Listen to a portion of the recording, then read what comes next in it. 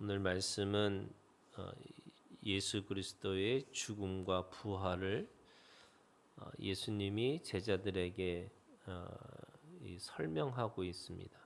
네, 뭐라고 설명하시냐면 조금 있으면 보이지 않고 조금 있으면 볼 것이다 이렇게 말씀하세요.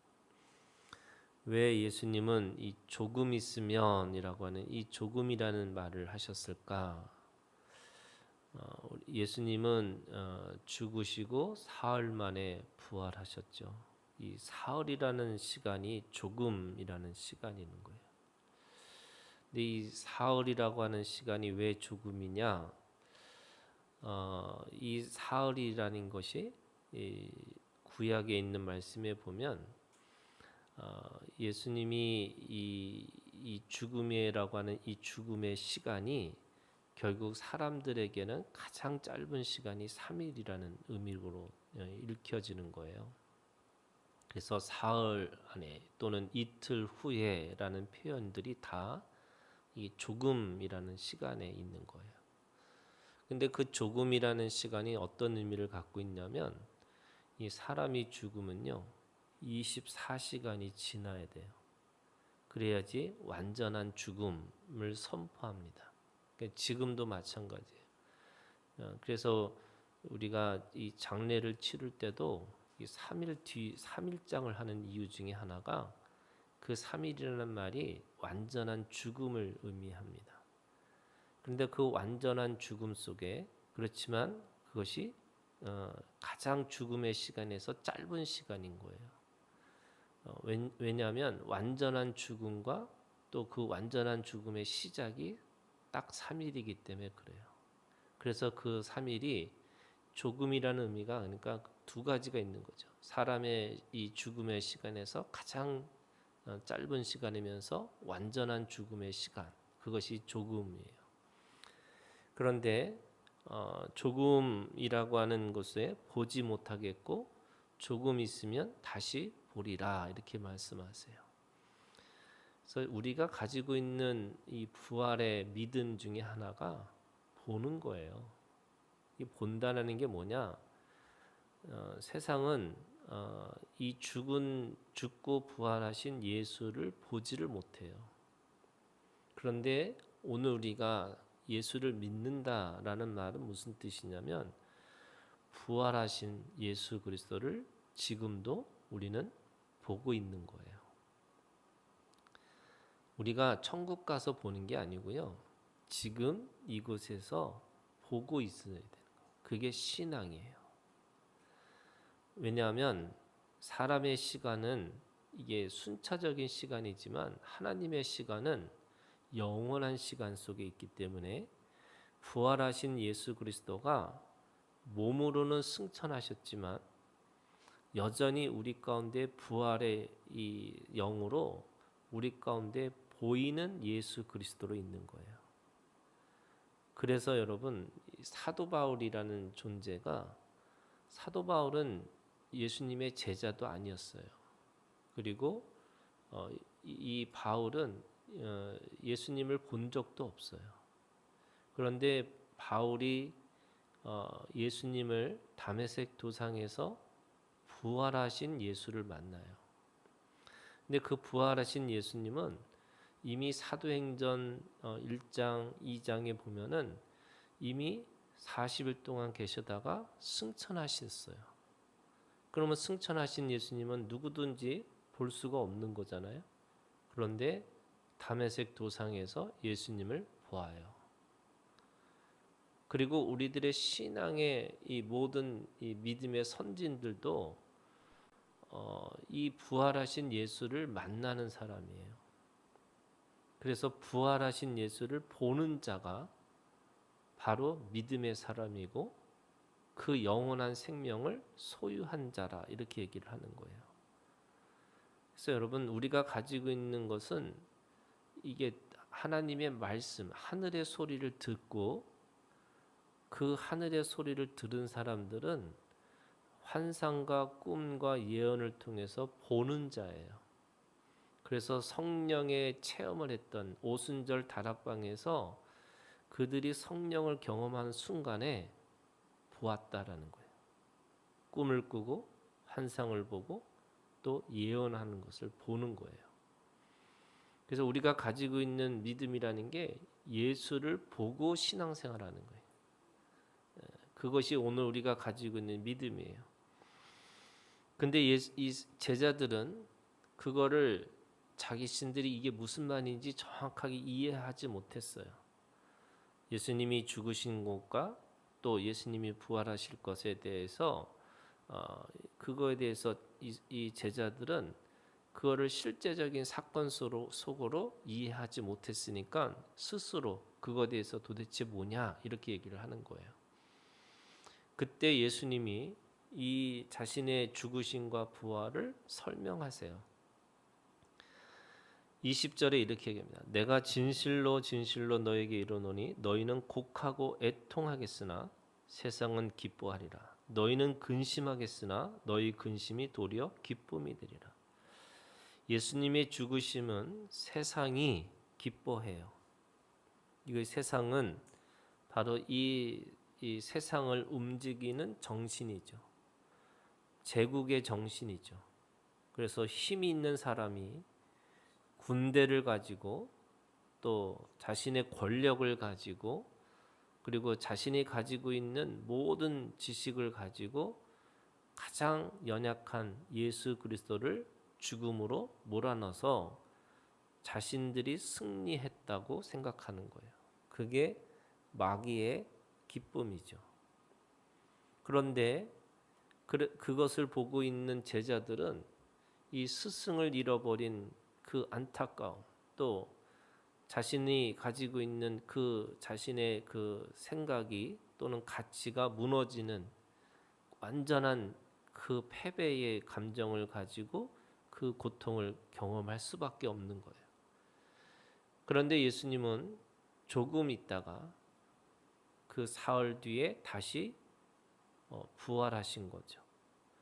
그 부활은 도리어 제자들에게는 기쁨이지만 세상은 그것에 대해서 절망하고 패배할 수밖에 없다. 이렇게 얘기하는 거예요. 시간적으로 생각하면 그 제자들이 겪는 그 고통은 조금이에요. 잠시예요. 일시적인 거죠. 그러나 그들이 갖는 기쁨은 영원한 기쁨이죠. 그래서 도리어 겪는 그 고난은 짧지만 그들이 겪어야 될 기쁨은 영원할 것이다. 이렇게 말씀하시는 거고, 그를 비유로 21절에 예수님이 말씀하시는 거예요. 여자가 해산하게 되면 그때가 이르렀으므로 근심하나 아기를 낳으면 세상에 사람 난 기쁨으로 말미암아 그 고통을 다시 기억하지 아니하리라.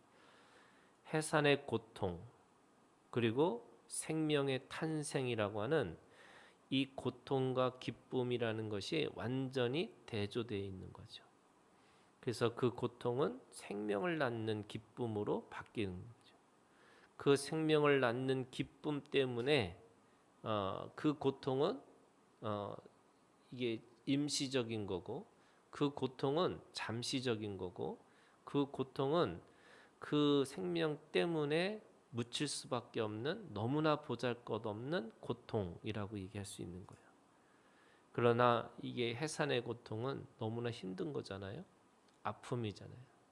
이 몸이 찢어지는 이 고통 속에서도 그래도 그 생명 때문에 기뻐하고 즐거워하는 것처럼 바로 예수 그리스도의 죽음과 부활이라는 것은 결국 그 생명을 낳는 그 해산의 고통과 같다 이렇게 말씀하고 있습니다. 그래서 22절 지금은 너희가 근심하나 내가 다시 너희를 보리니 너희 마음이 기쁠 것이요 너희 기쁨을 뺏을 자가 없으리라. 예수 그리스도의 부활하심은 생명이 다시 거듭나는 이 역사를 경험하는 자에게는 더 이상의 이 기쁨이 없을 것이고, 그 기쁨은 그 모든 고통을 잊을 만한, 그리고 그 고통을 감수할 만한 그 기쁨이 될 것이다 이렇게 말씀하세요. 그러면 이 부활과 이 죽음과 부활이라고 하는 이 예수 그리스도의 십자가의 죽으심과 부활은 결국에는 이 생명을 낳는 고통의 이 순간이지만 영원한 기쁨이 될 것이다, 이렇게 말씀하시는 거잖아요. 그런데 결론이 뭐냐? 오늘 결론의 말씀이 바로 23절, 24절에 있는 말씀의 결론이에요. 이 예수님은 이 부활, 죽음과 부활이라는 이 사건이 그냥 일회적인 사건으로 끝난 것이 아니라는 거예요. 그리고 그것은 예수님이 그렇게 고통당하고 죽으신 것이 그들이 가지고 있는 그 이 죽음을 넘어서 영원한 생명을 소유한 사람으로 사는 것으로만 그치는 것이 아니라는 거예요. 그게 어떤 의미에서는 이게 신앙의 비밀이에요. 우리가 가지고 있는 이 신앙의 비밀이 있어요. 저는 이 성경에서 말하는 비밀이라는 거가 뭐냐면 예수 그리스도예요. 그런데 그 예수 그리스도라는 이 비밀은 이미 성경에 우리한테 비밀이 더 이상 비밀이 아니죠. 구약에서는 그것이 비밀이었어요. 그런데 오늘 우리가 가지고 있는 신앙의 비밀이 또 하나가 있는 거예요. 그것이 뭐냐? 23절에 이렇게 해요. 그날에는 너희가 아무것도 내게 묻지 아니하리라. 내가 진실로 진실로 너에게 이르노니 너희가 무엇이든지 아버지께 구하는 것을 내 이름으로 주시리라. 이게 우리가 가지고 있는 것이 어떤 거냐면요, 하나님이 우리를 낳으셨어요. 우리 예수 그리스도가 우리에게 산모가 되셔서 우리를 생명으로 품으셔서 그 고통 속에 십자가의 고통을 통해서 죽으시고 부활하셨던 것은 단순하게 죽으시고 부활하신 그 사건만으로 끝나는 게 아니라 오늘 우리를 낳으셨다는 거예요. 그 낳았다는 게 뭐냐? 바로 교회예요. 예수 그리스도의 죽으심으로 우리에게 생명을 주신 것이 뭐냐면 교회예요. 그런데 그 교회가 교회로만 살아가는 것이 똑같은 삶으로 살아가는 게 아니고 우리에게 뭘 주셨냐면 바로 예수 그리스도의 이름을 주셨다는 거예요. 우리는 이 세상에 하나님의 사람으로 나아진 존재인데 하나님의 사람으로 나아진 존재가 어떻게 살아야 되는 거냐? 바로 예수 그리스도의 이름으로 살으라는 거예요. 그래서 24절에 지금까지는, 자 23절에는 그날에는 이렇게 돼 있고요. 24절에는 지금까지는 너희가 내 이름으로 아무것도 구하지 아니하였으나 구하라 그리하면 받으리니 너희 기쁨이 충만하니라. 예수 그리스도의 죽으시고 부활하신 이 사건은 그냥 우리가 하나님의 자녀로 태어났구나 하나만 끝나는 게 아니고요.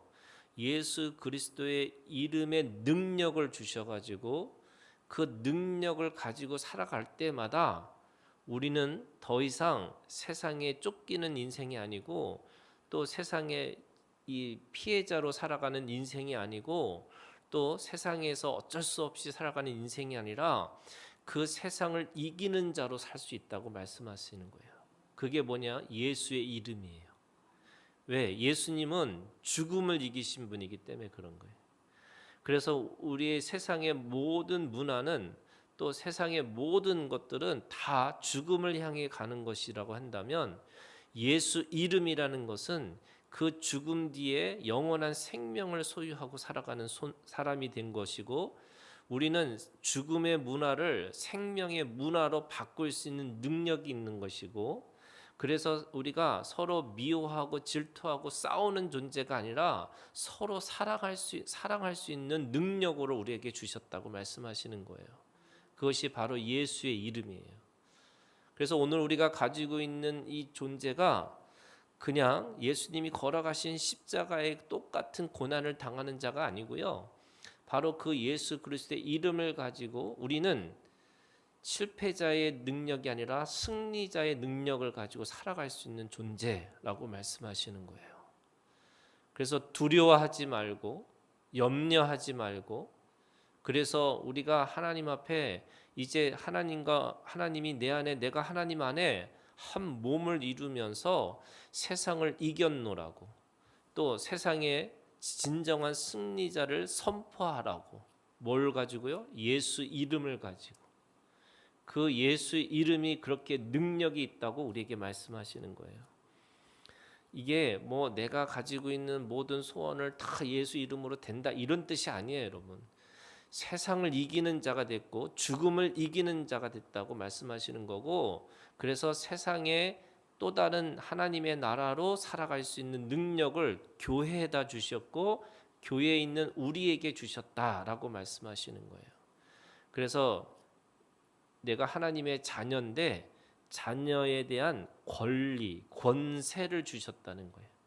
자녀답게 살 수 있도록 능력을 주셨다는 거예요. 그게 예수 이름이에요. 그래서 오늘도 우리가 예수 이름을 가지고 듣고 보고, 그래서 기도하는 게 뭐예요? 구하라는 게 뭐냐? 말하고 살으라는 거예요. 그래서 선포하고 증언하고, 그리고 세상을 향해서 함께 기뻐하는 진정한 기쁨을 누리고 살으라고 우리에게 말씀하고 있습니다. 오늘도 주님이 주시는 그 죽음과 부활 속에 있는 예수 이름, 그리고 그 안에 있는 영원한 기쁨을 오늘도 누리고 살아가는 우리가 되기를 주님의 이름으로 축원합니다.